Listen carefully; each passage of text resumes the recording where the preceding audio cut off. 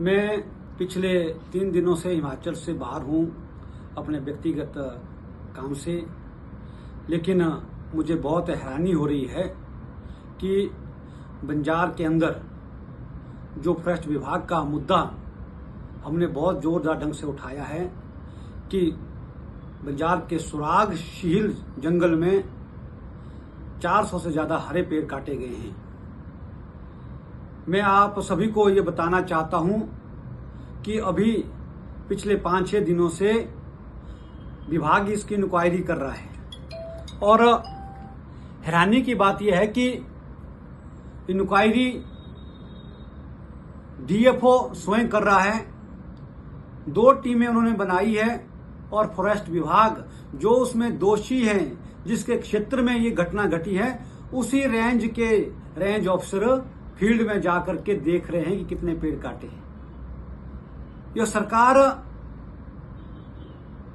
दोषी को बचाना चाहती है और इतना बहुत प्रेशर सरकार का अधिकारियों पर है कि आप 10-15 से ज्यादा पेड़ इसमें नहीं दर्शाएंगे। मुझे हैरानी इस बात की है कि जब 16 तारीख को मैंने दोपहर को 2 बजे प्रेस कॉन्फ्रेंस की, उसी दिन शाम को फॉरेस्ट विभाग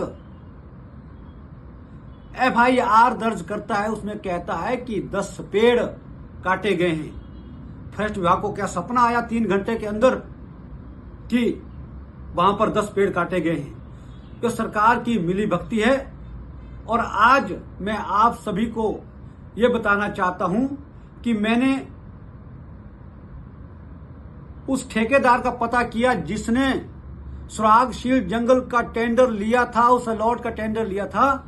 वो कांग्रेस का नेता है, कुल्लू व्यापार मंडल का प्रधान है और इस सरकार में इतना प्रभाव रखता है, इस कांग्रेस सरकार के अंदर, कि इस सरकार ने उस ठेकेदार को, जिसका नाम मदन लाल सूद है, उसको 25 मई 2023 को IMC institute management committee ITI Kullu का चेयरमैन बनाया है। ये नोटिफिकेशन मेरे हाथ आई है कि भाई इस व्यक्ति को इस कांग्रेस सरकार ने IMC का चेयरमैन बनाया है। अब इतना प्रभावशाली नेता, जिसको बचाने के लिए पूरी सरकार लगी है और बंजार के कांग्रेस पूरी तरह से लगी है, और जिन्होंने उसके दूसरे दिन जब मैंने ये मामला उजागर किया, कांग्रेस के नेताओं ने बंजार में रैली निकाल करके हमारे खिलाफ प्रदर्शन किया। एक तरफ जंगल काटे जा रहे हैं, जंगल काटने वाला ठेकेदार कांग्रेस का नेता है, उसको सरकार चेयरमैन बनाया हुआ है।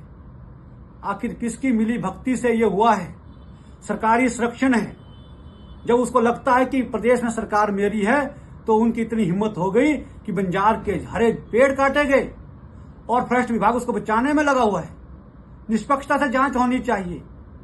जांच कौन कर रहे हैं? जो उस बीट में गार्ड था, जो उस बीट में BO है, जो उस बीट की RO है, जो उस डिवीजन का DFO है, वो इसकी जांच कर रहा है। मैं सुखविंदर सिंह सुक्खू जी से कहना चाहूंगा, इस प्रदेश के मुख्यमंत्री से, आप वन माफिया को संरक्षण दे रहे हैं। एक विधायक कह रहा है कि 400 पेड़ जंगल में काटे गए हैं और तुम उस वन माफिया को बचाने में लगे हुए हो। क्यों नहीं निष्पक्ष जांच करते? क्यों नहीं निष्पक्ष एजेंसियों से जांच करवाते? क्यों नहीं अधिकारियों को सस्पेंड करते? एक भी अधिकारी पर, एक भी कर्मचारी पर अभी तक कोई एक्शन नहीं लिया गया। आज 1 हफ्ता से ज्यादा समय बीत गया है, लेकिन यह सरकार इतनी संवेदनहीन है कि एक तरफ 400 हरे पेड़ काटे गए और मौन बैठी हुई है। जांच वही अधिकारी कर रहे हैं। क्या कोई दोषी खुद अपने आप को कहेगा कि मैं इस मामले में दोषी हूं?